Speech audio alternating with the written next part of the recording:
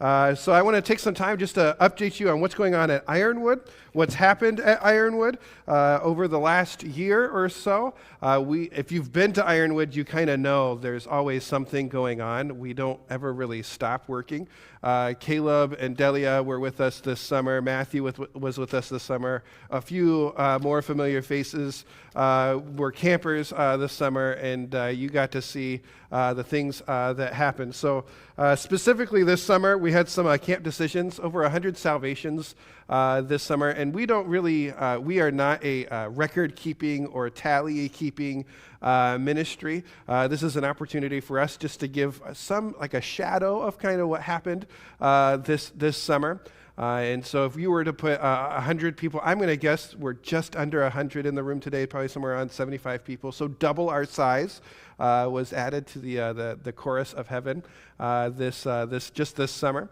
Being able to participate in reaching them was wonderful. I don't know how many of those happened in each camps. But we were excited to be able to present the gospel to young people, for them to accept Him, accept Christ as their Savior, and then hopefully moving forward, they live for Him. So 28 surrenders and 12 baptisms. Those are fun. We've got a number of other decisions, but a total of 563 recorded decisions this summer. I'm fairly confident there's probably closer to like 1,000. So these are just we have things that we call decision sheets. That get turned in by counselors, and a number of those weeks, the counselors are church workers as they come and they do a custom camp, and so they really don't need to turn those sheets in order for discipleship. When we do something that we call sponsored camp, our counselors fill out those decision slips, and then we copy those off so that discipleship can happen. Camp is not really a ministry where discipleship takes place. Discipleship is regular meetings over a span of time, and when campers are really only on our property for about 5 days, that's not discipleship. And so we'd like to set discipleship up well at the churches, and that's really what our decision tallies are for, to be able to pass those decisions off to the churches so that they can follow up and continue to encourage in the gospel. So lots of decisions being made. This is an investment really that you have a part of as you've invested in us to be able to do our jobs. For those of you that don't know, I'm a program director. I'm specifically in charge of summer camps. And so I plan most of summer camp, or I help a team plan most of summer camp. Now, Caleb and Delia didn't really see me very much because they're in a totally different part of camp that I haven't quite been able to crack the code to get into with my time. Maybe this next summer. We'll see. And so they had fun with the people that are over that part of our ministry.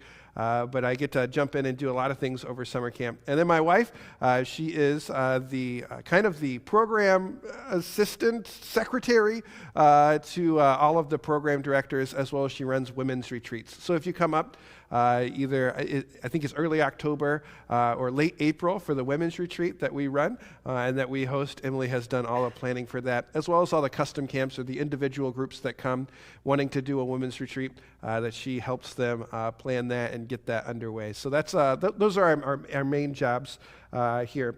Kind of some things that have happened over on camp property, some adjustments, changes since 2020. I made some notes. It's a lot. It's not even all of it, unfortunately. I would need much more time than I have to explain all the things that have happened over the last number of years.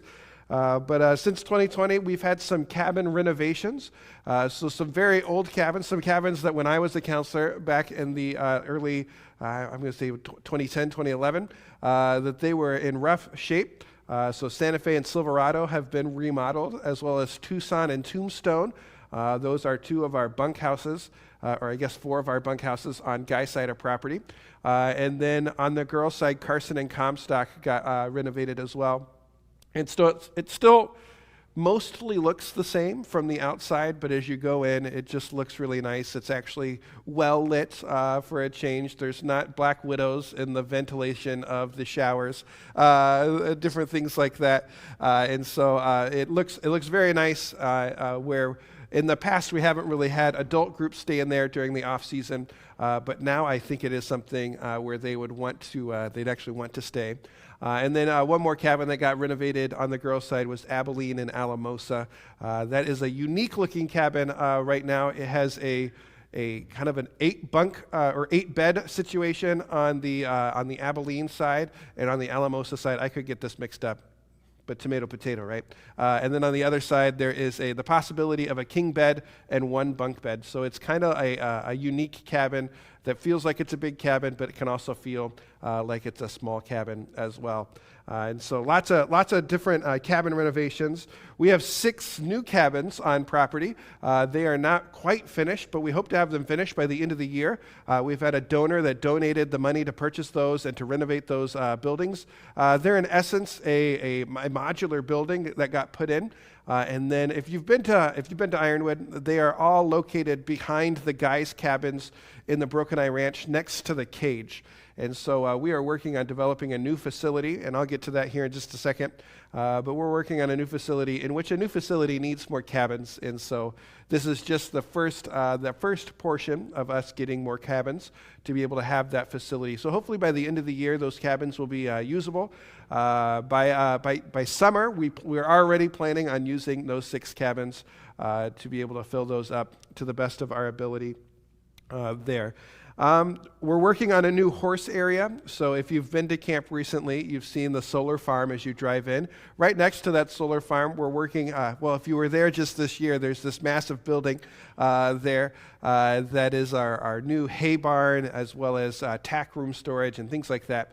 But right next to that, we're going to transition all of our horses to be moved up to there, which takes me momentarily to the If the Lord Wills section. We have a gentleman coming out, I think, in the middle of September, and he'll be with us for a number of months. And his main job of volunteering is to weld. And so he will be welding together a new horse arena so that the horses can actually have a place to ride and not ride forever, like Black Beauty or Spirit or whatever. So a contained place so that we can continue to do show deos and things like that up there. So we're excited about that. We have our one-wheel, I just got a text yesterday, actually. Our one-wheel area, we have finally finished it, so we can walk away from it. We'll still have to do maintenance to it, but the fence is all finished, the roof is all finished to the shade, everything's ready to go there. And so we have somewhere around 12 one-wheels on property. How many of you know what a one-wheel is? Oh, here and there, some. So for those of you that don't know, think of a skateboard. But instead of 4 wheels, there is a central singular wheel, hint one wheel. Now, inside that wheel, you might be sitting like, skateboard, how are you going to balance on wheel? That sounds like an accident waiting to happen. I've seen those on Facebook or Instagram or YouTube or whatever. There are certainly some falling down that happens, but inside that large one wheel in the middle, there's a motor that if you lean, it's kind of like a balance board. If you lean a little bit forward, it will propel you. So you don't ever have to kick. There's no real physical strenuous activity to one wheel outside of maybe the bit of core strength that you'll need to have to be able to stay on and steer. But it is a fun activity. It's a thrill of skill activity for us at camp, where they start off their activity time there and they are terrible. But by the end of it, they can maybe go a couple of yards, or maybe they're already weaving in and out of the barrels that we have there, or up and down the little hills, trying to go as fast as they can. Some of those one wheels can go up to 23 miles per hour, which is really booking it. Some of our guys that have ridden those one wheels have felt the pain of going 23 miles an hour, as there comes to a point where you can't lean any farther, and so they would dig the nose of that one wheel into the ground, in which they would be a crash dummy for a few moments, and then they'd crash, and then they really are a crash dummy. Again, they get up from that, and it's not horrible injuries. It's just, wow, they went fast, and they thought they had the greatest time there. We are still working, unfortunately, I think we've been working on this since 2020, maybe even 2019. I'm probably being a little over-exaggerating here, but we have an activity that we're hoping to do. We are still hoping to do it. I think we're going to give it one last chance to see if we can make it work, but it's called the torpedo. It is, in essence, a cable tow device, so it would give us the ability to do like knee boarding or tubing on the lake, as it would pull you down and back, and could probably even go continuous down and back and for a while. So we are wanting to pull that off. Right now, we've just run into some knowledge snags that we just can't figure out how to make it work. And then we talked with the manufacturer, and he said this wonderful statement to us, which is demoralizing. He said, "Oh, it won't be able to function in higher than 85 degrees." Now, if you have been to Ironwood, you know that on a cold day, it's like 82 degrees. I'm just kind of teasing there. We're never going to see 85 at 11 o'clock in the middle of a summer, unless the Lord totally changes with just what is science here. It's just not going to happen. And so we are figuring out a way to make the box that has all the equipment in it to stay below 85 degrees, and that's probably our hiccup right now. So we're excited to either say, yes, we can do the torpedo, or I'm really excited if we can't to just kill it. And maybe I'll come down here and sell it to one of you. And then we've done a number of things to staff homes. We are trying to get air conditioning in all staff homes, so that hasn't been the case. So my wife and I, we paid for air conditioning for our home, and it has been, 3 years, 2 years? 2 summers, and it has been life transforming.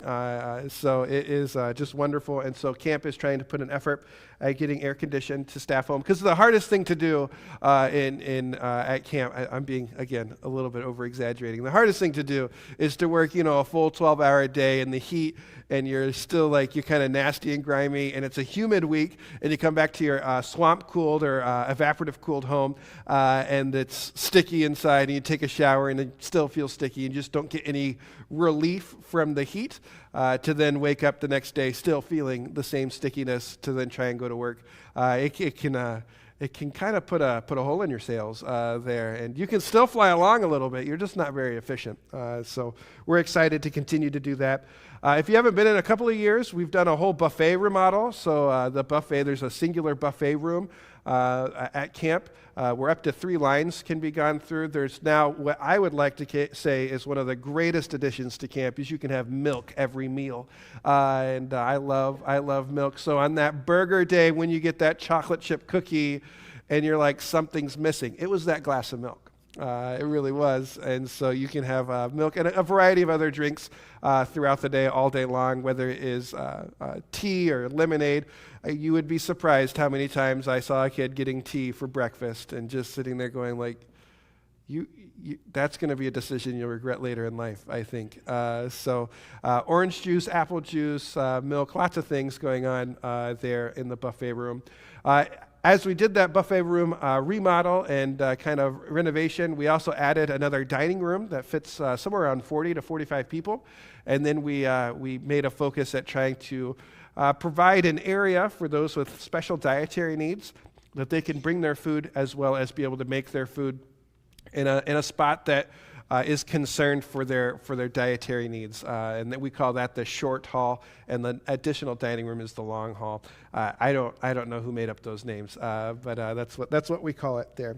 And then just a variety of other things going on. I'm sure I'm skipping some here or there. I think over 2020 we totally redid our sound system in both of our meeting rooms, and so we invested quite a bit of money so that the speaking and the preaching of God's Word had fewer distractions, and that's gone over well. That's one of the areas I'm responsible for, being able to just make sound better. And so lots of changes that have happened since 2020. But then a really exciting section here, if the Lord wills, on camp property. Again, this is your investment into us, not just with financial investment, but your prayer for the ministry at Ironwood.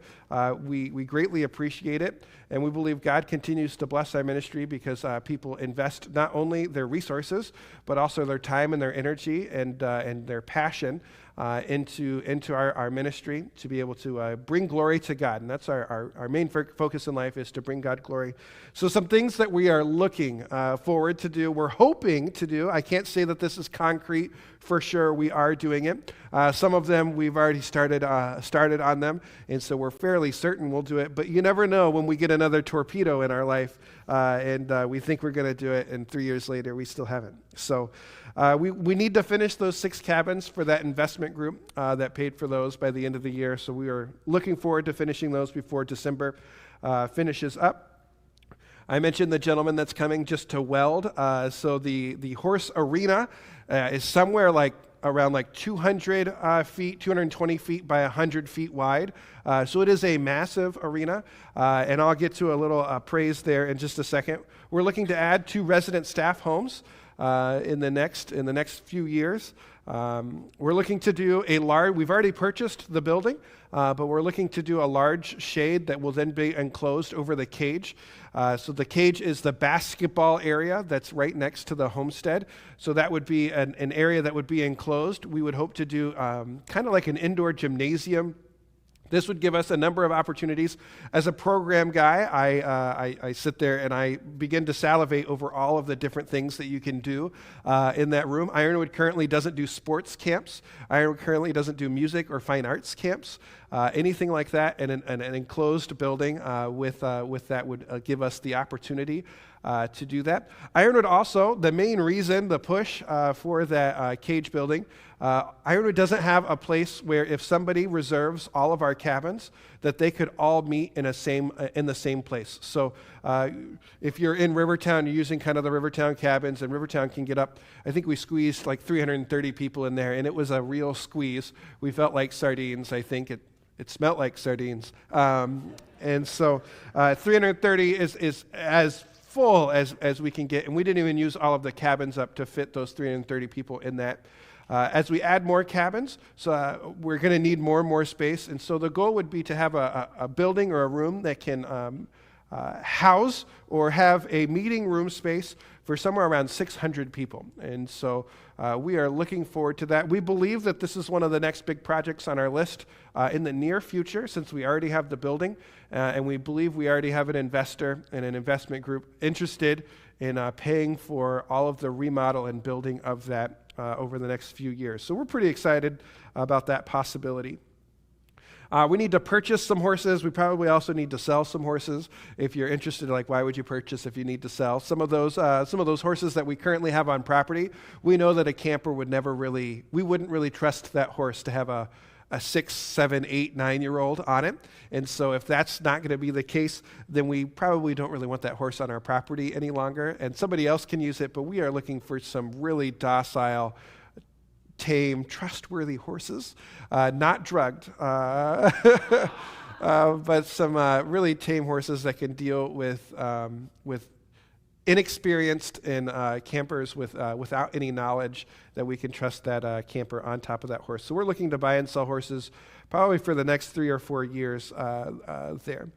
Speaking of which, some of the things that I've mentioned, Mr. Sam has been talking to a guy in Yermo. If you know what Yermo is, the original dwelling place of the first Del Taco. The building is still there. It's a really small town, right in between Camp and Barstow. And so there's a gentleman there that we would lovingly call him a hoarder, and he has a number of things that Mr. Sam went and met with, and he has a rodeo size arena, all dismantled.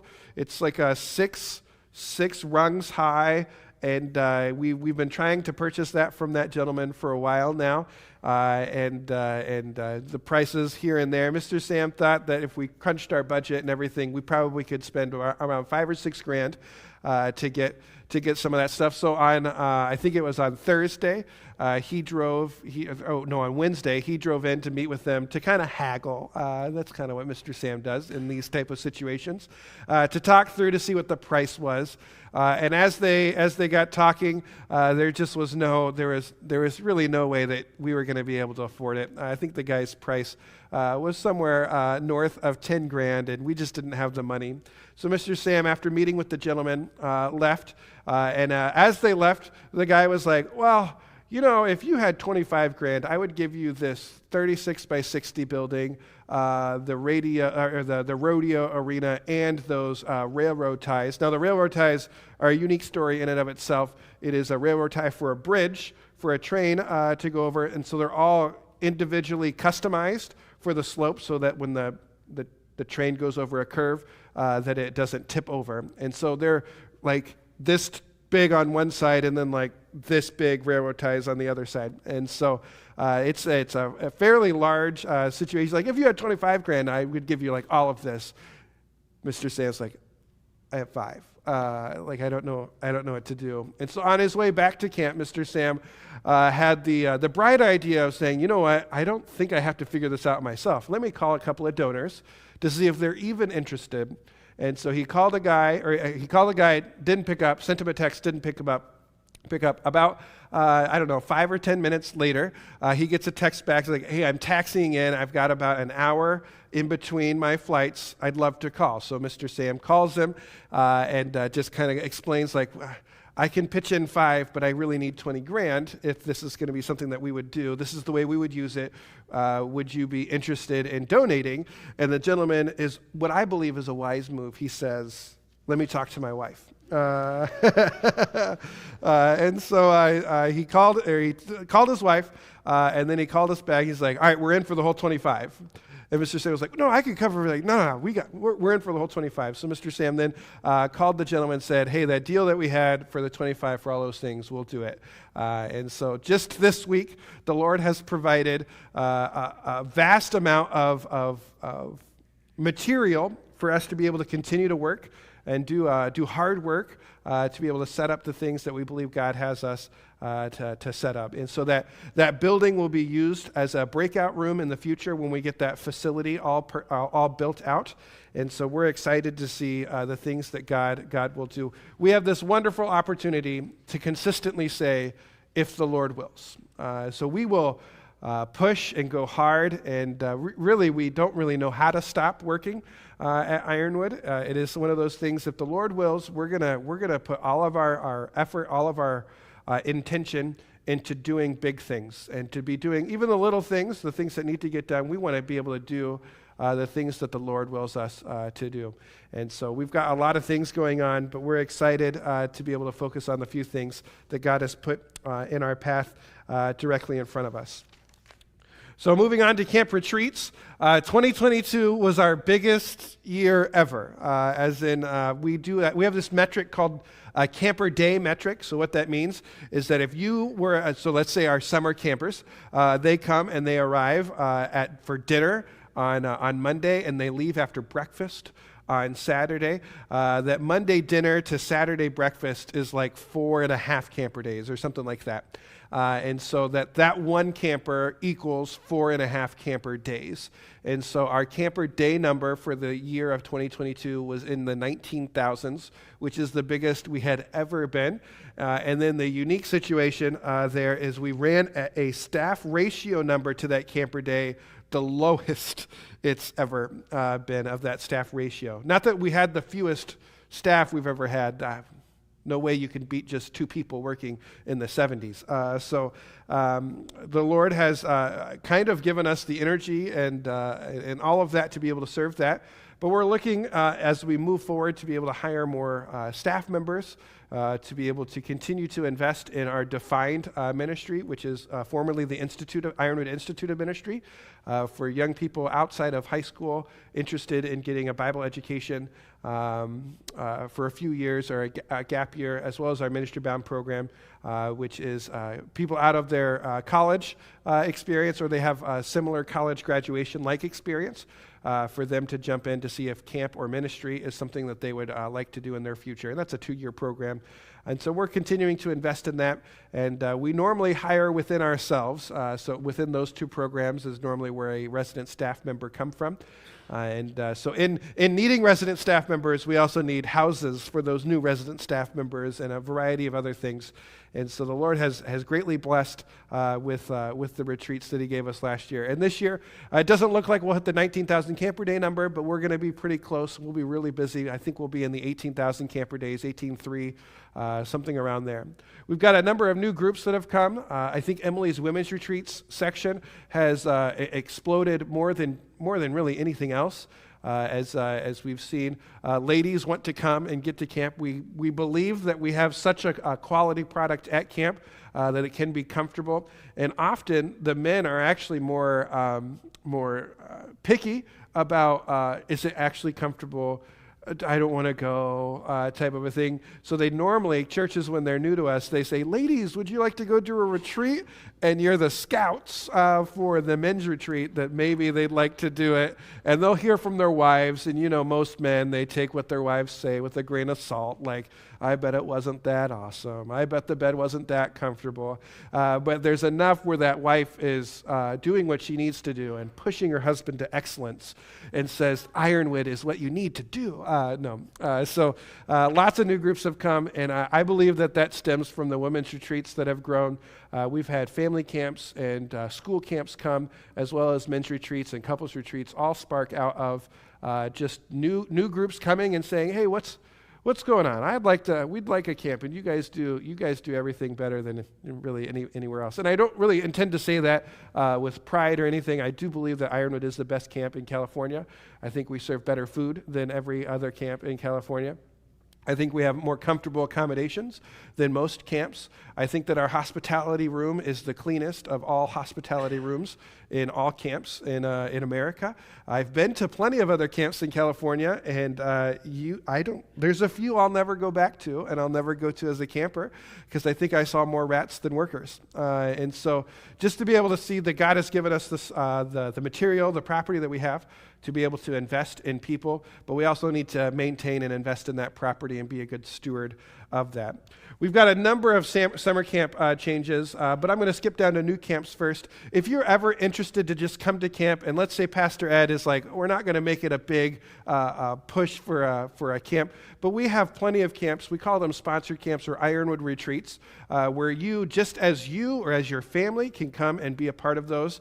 That's women's retreats, mother-daughter, father-son, paintball camp, Tabletopia, which is a real passion of mine. It's board games and crafts and a variety of different things going on. We've got a new camp that's coming up here in the fall called All Terrain. It is a camp that actually you bring your own sleeping everything, so it's camping out near camp.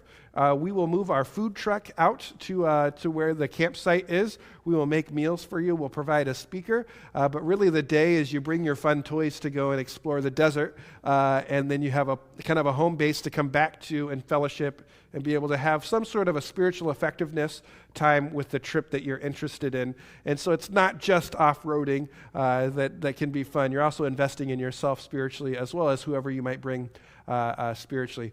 Right before Thanksgiving, we have another retreat that I think a few of you might be interested in. It's called On Target. It's a shooting camp, so you bring your own firearm and you bring your own ammunition, but we have a 1,000-yard shot. We've got a number of things that we do that is quite fun. And so if you're ever interested and you're like, man, we want to do something fun, but we don't want to just do fun. Like, we would like to be spiritually encouraged or invested in as well. I think Ironwood is the place for you to go to get all of that in one package. I have been to Disneyland. We went to Legoland this weekend. We have done a number of just fun.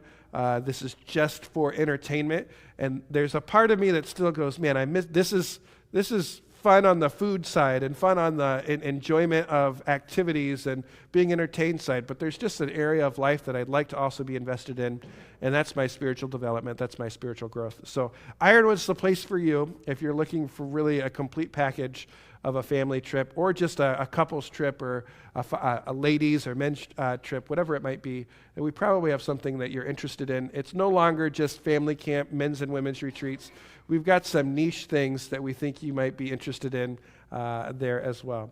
Some summer camp changes. We've made a number of adjustments here this year for next year. So all of our sponsored camps will happen in June. And so that wasn't just like a selfish decision for us to say we would like to run our Ironwood retreats in the coolest time of the summer. That really is. It allows us to get through a chunk of what is the same, so that then after that we'll do a week of training, and then we'll be able to run all of our custom camp groups. It's a difficult venture, right? Formerly in 2023 and the past, It was 2 weeks of training, then 2 weeks of sponsored camp, then 2 weeks of custom camp, then 2 weeks of sponsored camp, then 2 weeks of custom camp. And it's really hard for our team to kind of go through all of those changes. So this next year will be 1 week of training, in which that training will look vastly different. If you're sitting there you're going from 2 weeks of training to 1 week of training. Really, that 1 week of training, or that 2 weeks of training was really a week and a half of training. And in that week and a half of training, there was so much going on that we're going to try and be a bit more efficient and simplify some of these things. One of those things is we're hoping to hire lifeguards here this summer to allow our counselors not to have to be lifeguards as well as run everything else. We'll give the counseling team specifically back over 35 hours back into investing in them and how to counsel and how to run activities, how to keep kids safe. And so we're excited about that extra 30. It's not really extra 30. That reuse of 30 hours for us, we're really excited about there. So a number of camp changes. So 1 week of staff training, 3 weeks of sponsored camp, which is where any church can come. We provide the speaker. We plan the schedule, all of that. And then we'll do, during the July 4th week, we'll do another week of training. And this allows us to hire sessions of summer staff. Most college students have a lot that they would like to do in the summer. One of them is my mom and dad told me that I must make money. And so we're trying to kind of provide an option for them to do summer camp for a couple of weeks, to train them, get them ready, and then they can go and use the rest of the summer to work, to obey their parents. As much as I wish I could look at their parents and say, there is value in your kid doing 10 weeks of ministry, to actually sit there and say, I have faith and I believe that the Lord will take care of us and provide for us. And yes, that provision might be debt, but I know that this 10 weeks of doing ministry, of investing this early in my child's life, for them to get some foundational things in life on the spiritual side of things, will actually make them a better person, so that in the work side of things, they can be more efficient and they can glorify God to a better degree in their life. And so we have that opportunity for summer staff to be 2 sessions, which gives them the opportunity to do a family trip, or maybe they wanted to do camp and then they wanted to go on a missions trip that their church or their school had prepared for them. And so there's some of the summer camp changes. There's a lot more going on. Probably the last thing I'll say on that one, as we're running out of time here, the last thing I'll say on that one is we're hoping to pay our counselors or our summer staff a lot more this summer. So this is the lowest that we can go for right now, but we're looking to raise money. If you've gotten the Ironwood mail out over the last month or so, or a month and a half or so, you saw something that we're calling the Linchpin Fund. And what this is it's an investment. It's a fund that we're hoping to get to about $1.5 million, which will allow us to be able to pay workers or pay our summer staff around $500 a week in scholarship in the future. This summer, we're committing to $250 a week in scholarship. If you're like, what did you pay them before? We didn't. They were volunteers. They came and we provided the opportunity to get a scholarship that they raised money for. But really, what we'd like to do is we'd like to not have a summer job that is, I'm going to go and do ministry for the money. That's not what we're looking for. What we're looking for is we're looking for young people that are passionate about doing ministry, but they also have this understanding of stewardship and not getting too much into debt and taking care of the needs that are there, to say, you know what, you want to do ministry, we would love to do the due diligence of trying to figure out finances for you, and not just sit there like we've done in the past and like some other ministries do and say, you know what, God will handle your finances, just come and trust God. No, we want to actually sit there and say, we're going to trust God enough that we're actually going to make some statements and we're going to do some things that put us on the financial strain so that we can provide for you, because this is important. Ministry really is important to be able to jump into. And so our goal over the next year or two is to get that fund to about $1.5 million so that it kind of just feeds into itself. It's not an endowment fund. It's something a little bit different. But we really would like that to continue to build on itself so that we can spend a bit of money just to be able to invest in the college students that come each summer. As we move on, what has happened with the Lawsons? The last time we were here, Emily's health was terrible, and I'll get to that. But besides that, our kids were just younger. And so McKenna, our little daughter, she is spunky and fiery and has all the energy in the world. She loves ice cream. Oh, man, does she love ice cream. I think about every moment she would like a stuffed animal. So if you purchase a stuffed animal for her, she would be elated. She would just be so happy. Right now, her favorite lunch when she gets home is salami and cheese. I don't know why. She just loves salami. She doesn't like pepperoni for some reason. She enjoys dancing to just about any music. So anytime we watch a movie, if we turn the movie off at the credits, she's disappointed because credits equal dance time for her. She took swim lessons for the first time this summer. I don't know that we trust her to swim, but she is jumping in all by herself now with a floaty on, and then she will start taking piano lessons here this fall, as we're excited for that. She's going into kindergarten. She's excited to go into kindergarten. I believe just by having an older sibling, she is much better suited for kindergarten than her brother was, as Emily and I were, just trying to figure out what that is, and she's just kind of learned via osmosis from her brother.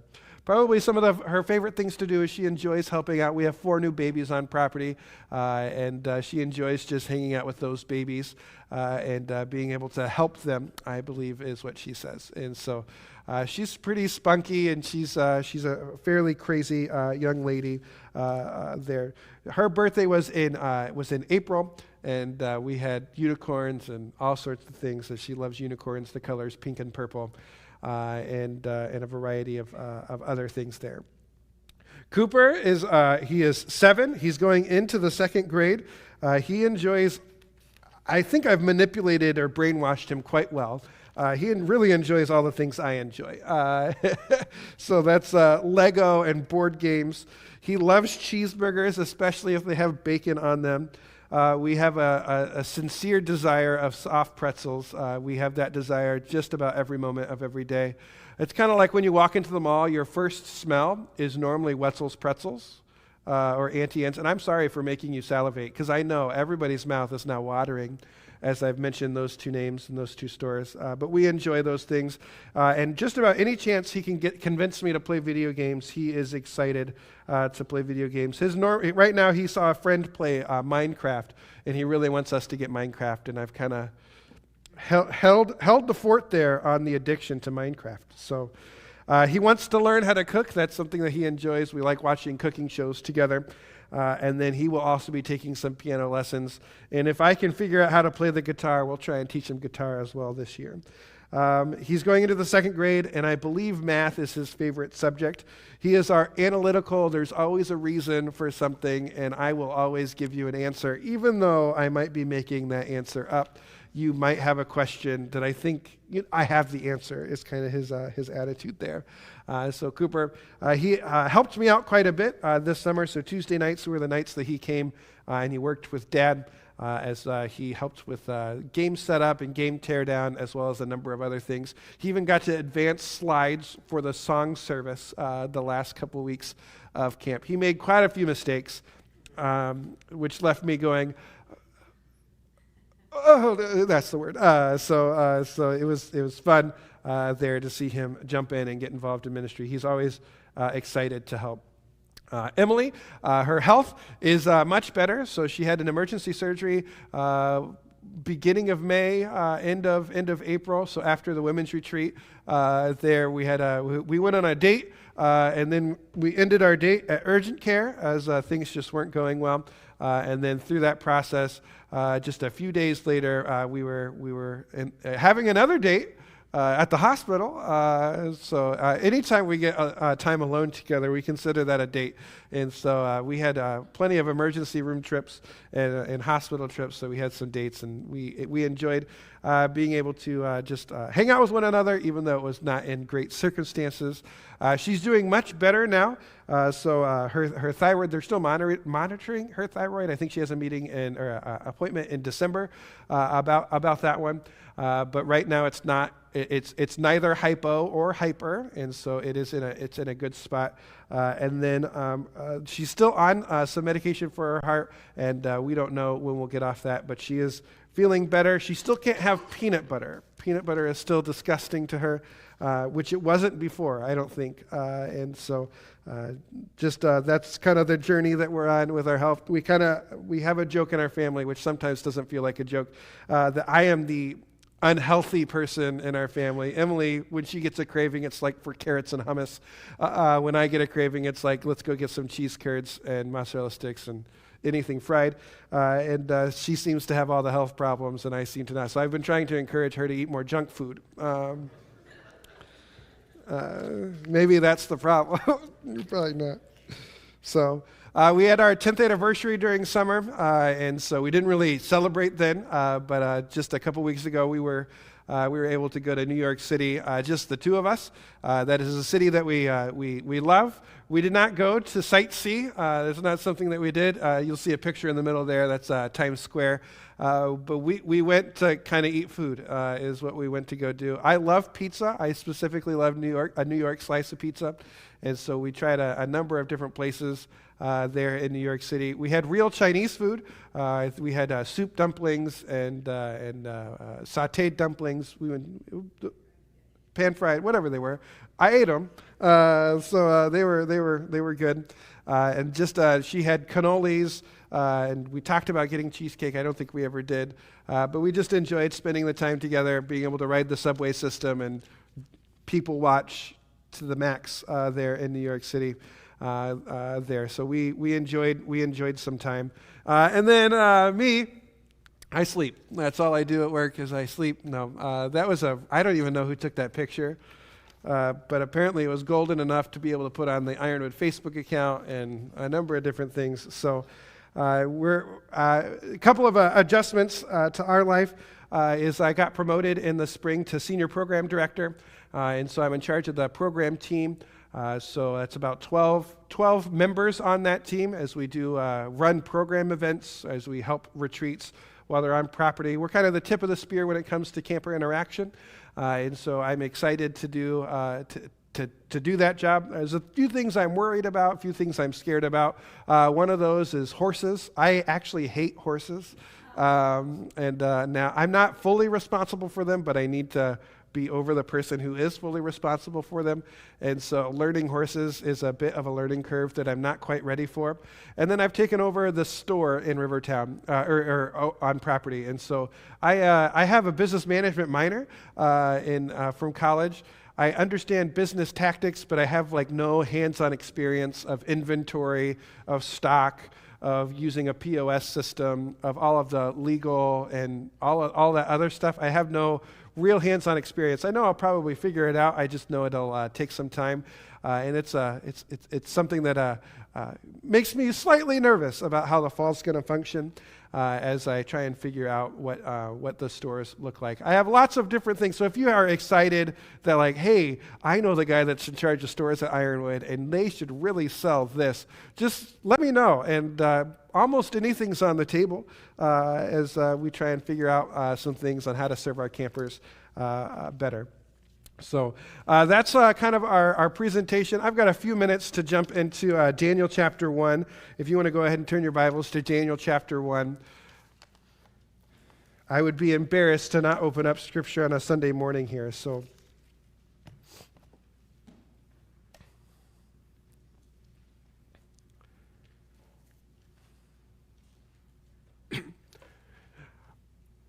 I am a passionate fan of the Kansas City Chiefs.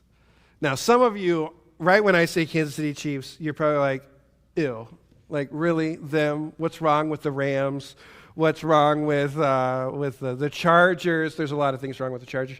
What's wrong with this team or that team? My wife is a Green Bay Packers fan, and we can all just pray for her. And so there's just, you're probably sitting there going oh no, why are you, the Chiefs are so good. It's almost as bad as being a Patriots fan. And I would submit to you that I understand your frustration, that why would you be a Kansas City Chiefs fan? You're only a Kansas City Chiefs fan because they're good.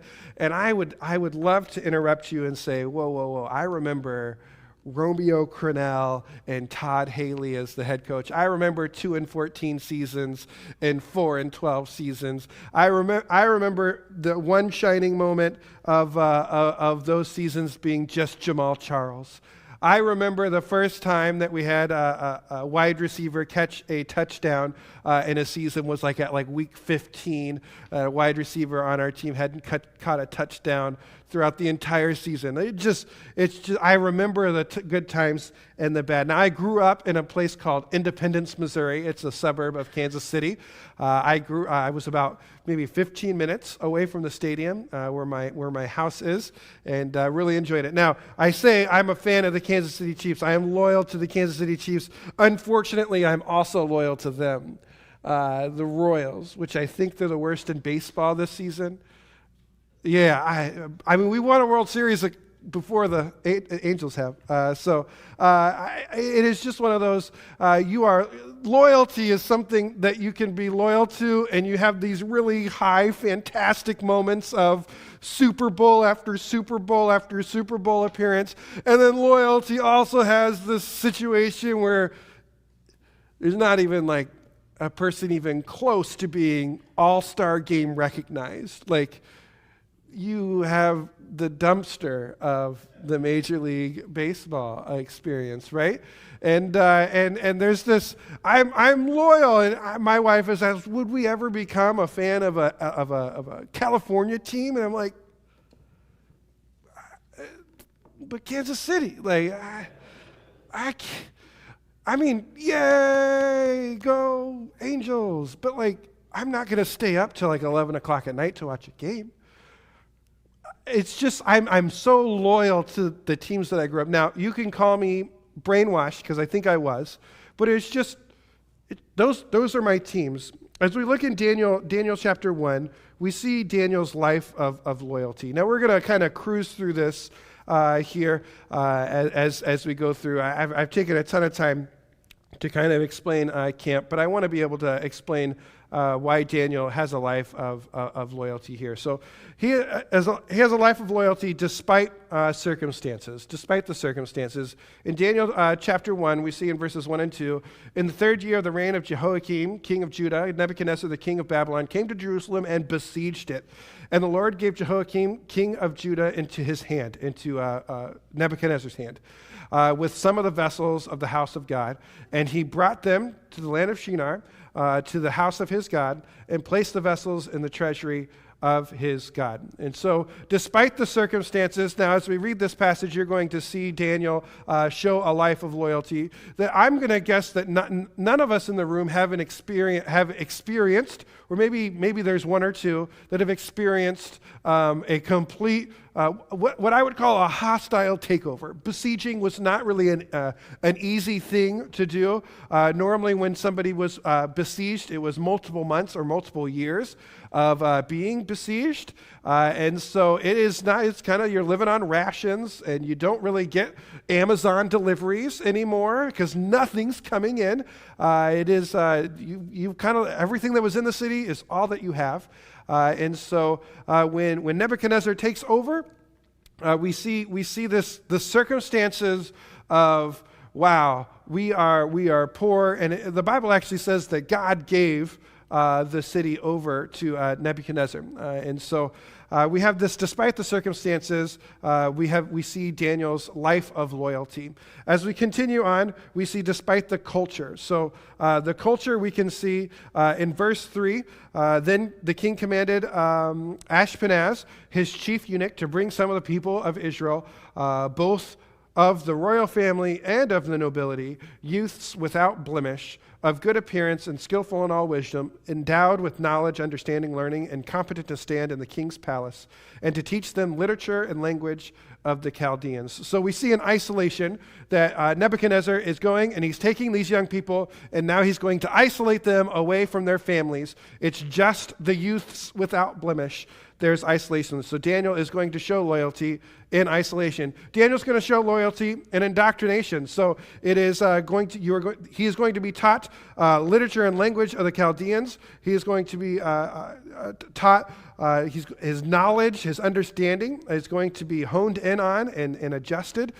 We see there is a language or an idea of intimidation. The king assigned them a daily portion in verse 5, the food that the king ate and the wine that he drank, and they were to be educated for 3 years, and at the end of that time, they were to stand before the king. And so there's this intimidation of this is what you will eat, this is what you will drink. There is no understanding, or there's no recourse of like, oh, what would you like? Oh, you have a dietary need? Oh, you only eat In-N-Out? How poor you. Here's something better, right? It is an intimidation factor of this is what you will do.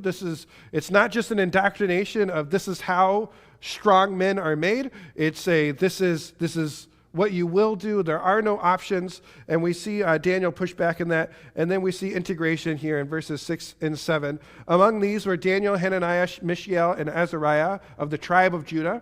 And the chief of the eunuchs gave them names, Daniel to be called Belteshazzar, Hananiah to be called Shadrach, Mishael to be called Meshach, and Azariah to be called Abednego.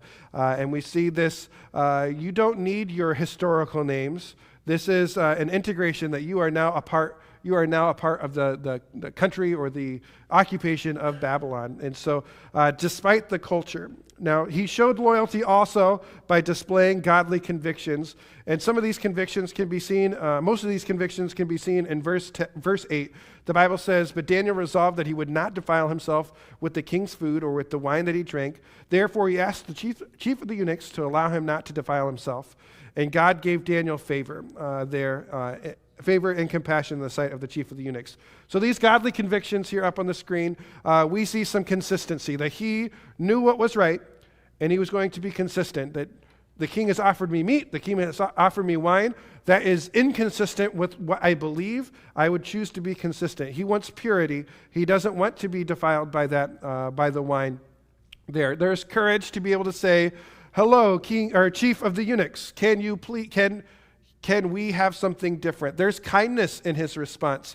This wasn't Daniel acting like a Karen in Walmart to say, I need to see the manager, right? We see some politeness here. There was unemotional. So oftentimes when our emotions begin to amp up and run up, our loyalty is kind of diminished because the way in which we respond, we just become hostile. And so Daniel, it seems to be here that he is calm, cool, and collected, and then he's bold. And we see his boldness in verses 10 through 16, where he kind of makes an offer. We won't read all of those verses because of time. He makes an offer and he says, give me 10 days. And if we are better than everybody else, then please just let us continue to eat vegetables. That's really Daniel's one flaw, is he ate vegetables. And so I'm just kidding there. And so we see Daniel ask. He has some wisdom to be able to say, hey, this is what I believe. Can you give us, there's 3 years of training here. Can you give us 10 days? And if in these 10 days that it's going to be successful for us to continue with the way that we believe that God wants us to live, then let us continue. It's not asking for the 3 years. It is this 10-year period. And so we see actually Daniel's set up that he already was wise. He already had understanding in the previous verses, that he was a wise young man. It wasn't like all of a sudden in a tense situation that all of a sudden, oh, the Lord blessed me with wisdom. No, he had prepared his life to be a wise young man, to follow after what God had for him to follow after. And then lastly, number 4, we see a life of loyalty develops or is developing their given talents. And so in these given talents here, we have a source seen in verse 17. So if you want to go down to verse 17, the Bible says, as for these 4 youths, God gave them learning and skill in all literature and wisdom, and Daniel had understanding in all visions and dreams there. So there's the source that God gave them these things. Now, it's not a free handout.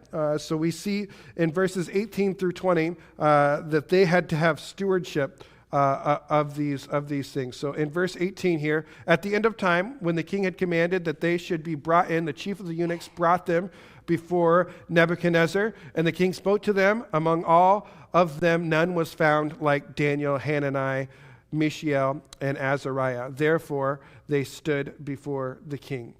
So we see at the end of the time, there was some stewardship, that God gave them these things, and at the end of that 3-year period, that none were better than these 4 young men. And then lastly, in verse 21, we see, and Daniel was there until the first year of King Cyrus. Before in verse 19 and 20, or in verse 20, every matter of wisdom and understanding about the king, which inquired of them, he found them 10 times better than all the magicians and the enchanters that were in all of his kingdom. So after 3 years, Daniel, Hanani, Azariah, and I skipped one, the other, poor guy, the other, they are all better than all of the men in their kingdom. We see this life of loyalty as we continue. If you know the story of Daniel, you know that he has a life of loyalty as we see him praying no matter the costs, as we see him doing a number of things just because he knows it's the right thing to do. I have a few questions for you as we speed this up. Are you showing loyalty to God in your own life? So let's just take church as a small area of life here. Are you loyal to your church attendance no matter what? Are you loyal to church fellowship? No matter what. Are you loyal to church service? No matter what. Or is there something that you know, it's not really a good excuse, but I just don't want to serve in the nursery. I just don't want to help with snacks. You have an event coming up on September 9th where service is you have an opportunity of service to be able to serve numerous churches here at your church facility. Is there an excuse that you're going to say, you know what? There's a game on that day. USC is playing so-and-so. I don't know. Where does your loyalty lie? What takes your loyalty from God? Is it sports? Is it whether it's the NFL or college sports or it's your children's sports? Is it something that you're just, you know what? I love sleep more than I love God. I love the casualness of a Saturday and a Sunday. I love the comfort of staying in my pajamas. I can watch the live stream. I don't need the fellowship, and I really don't want to talk to anybody. I just want to hear the preaching of God's word, and that's all I'd like to do. Secondly, are you loyal to God in your life's identity? Would people around you, would your coworkers, your family members, your spouse, would they say, you are loyal to God? No matter the cost, no matter what's going on. We see, despite the circumstances, Daniel, who had his country, his city invaded. He is a captive. He is taken away from his family. He has 3 years of being taught things that were not necessarily true, or lifestyles that were not necessarily the way that God would have them live. He was certainly taught wise and knowledgeable information, but he's being taught things that he disagrees with. And after 3 years, he continues to show that he disagrees with it. He lives life with the way that he was raised. Would you say, I am a loyal person? I have the opportunity this summer to talk to a number of gentlemen and to encourage them in faith. We had a speaker this summer that one of my least favorite illustrations when it comes to faith is you see this chair. Do you have faith to sit in this chair? Let's sit in this chair. I think that you've eliminated a powerful thing about faith, and that faith is all about the unseen things. And I can see that chair and that it has 4 legs. So is it faith, or is it just kind of hope and trust that those 4 legs were manufactured well? And so we had this good conversation after that message of what is faith. And then we talk, you jump into Hebrews where, the whole point of the book of Hebrews is just that Jesus is better and that it's just better to have faith in Christ. And we jump in and we start talking about faith, and I asked a simple question that really got my mind thinking for the rest of summer. would people in my life when I'm gone, or even when I'm still here, would they look up to me because of my faith? And as I began to think through this is where Daniel came to mind. He's loyal. Are you loyal to a fault to your God? Do you want to live a loyal life, passionately following the God of the universe, the creator of all things, the Father that shows love, kindness, grace, mercy? Are you loyal to that being who has looked after and cared for you to get you to a point where you're at right now? Now, you might be in a situation of life where you're sitting there, this is hard to be loyal, like the Royals. It's hard to be loyal to the Royals. But I'm still going to be loyal to the Royals. Why? They're my team. But more importantly, my God is my God. The Royals don't trump God. The Chiefs don't trump God. MLS, any sports, that's not, my God is so far higher than all of the other things that I'm loyal to that it's like all of these things, and then there's God that I'm most loyal to. Is that how you've organized your life of loyalty? Do you have a life of loyalty? Let's pray. Father, I thank you for the opportunity that we have today to be able to talk through Daniel, to be able to talk through just a variety of different things that we have going on in our own life, Lord, that there are situations that will try and discourage us in our circumstances from being loyal. There are situations that will try and discourage us in our culture to being loyal. Lord, you've given us talents. You have communicated in your word the godly convictions that we are to hold. Lord, I pray that you would give us wisdom to apply those things in our life. In your Son's name, amen.